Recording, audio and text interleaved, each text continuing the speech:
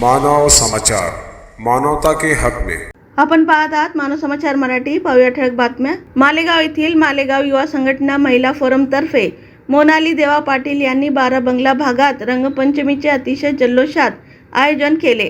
होळीनंतर 5 दिवसांनी नाशिक जिल्ह्यात रंगपंचमी हा सण अतिशय उत्साहात साजरा केला जातो। त्याच पार्श्वभूमीवर सालाबाद प्रमाणेच यंदाही महिलांना मनसोक्त आनंद लुटता यावा व आपल्या हक्काचा उत्सव वाटावा या उद्देशाने रंगपंचमीचा कार्यक्रम फक्त महिलांसाठी बाराबंगला येथे आयोजित करण्यात आले होते। त्यामुळे कार्यक्रमस्थळी मोठ्या प्रमाणात रणरागिणी सामील झाल्या होत्या आणि डीजे तालावर मनसोक्त थिरकल्या। पुरुषांना सर्व उत्सव पाहिजे तिथे केव्हाही कुठेही जाऊन साजरे करण्याची मुभा असते, महिलांना ते सहज शक्य होत नसते। परंतु मालेगाव युवा संघटना व टीम तर्फे नेहमीच दहीहंडी असो, होळी किंवा रंगपंचमी सर्वच उत्सव अतिशय भक्तिभावाने आणि आनंदाने या ठिकाणी साजरी केली जातात व या ठिकाणी महिलांसाठी नेहमीच सुरक्षितता वाटते अशी भावना महिला वर्गाकडून व्यक्त करण्यात आली।